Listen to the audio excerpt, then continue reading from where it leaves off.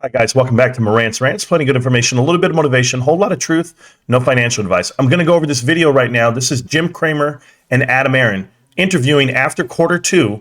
The earnings came out and they announced that they were going to release APE units onto retail.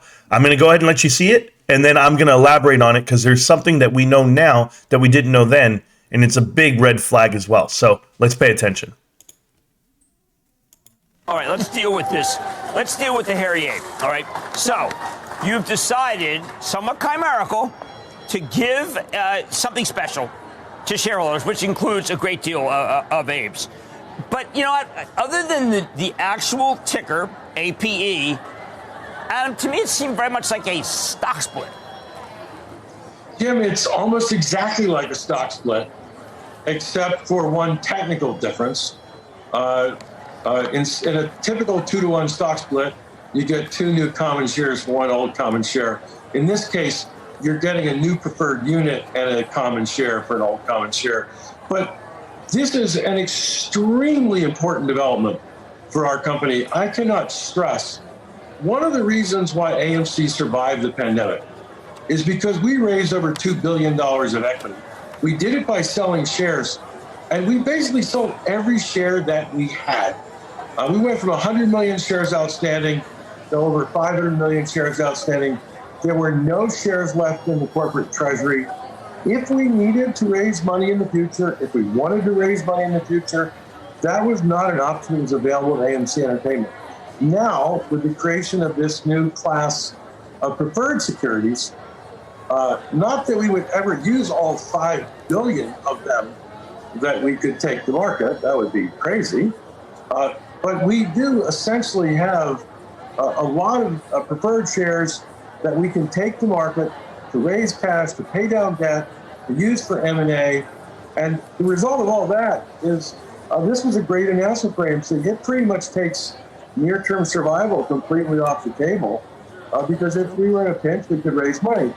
And anything that strengthens AMC is good for our shareholders, and it's bad to the people who wish us harm. Well, let's explain that really quick, what he just said.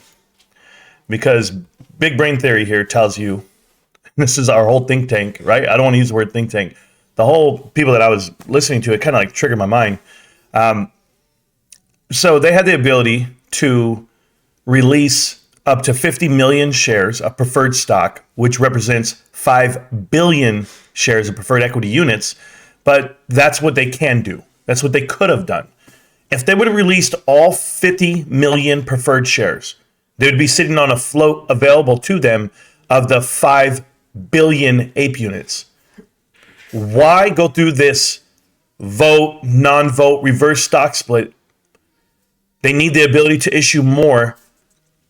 Why do all of this? Why not convert your whole preferred, your whole preferred shares, the initial announcement? Why not do the whole float? Why not do all 50 million up front? Why leave 40 million untouched, unissued? Do you know why? Because preferred shares do not reverse stock split. They don't split either.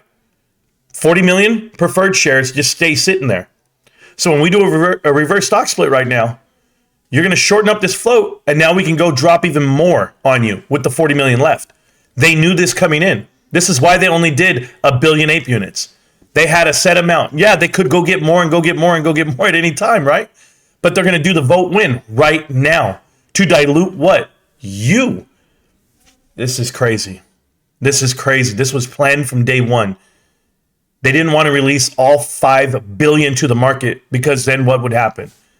They would then in turn be diluting themselves, the company themselves. It's not that they're so smart, guys. It's just you're not smart enough to see what's coming.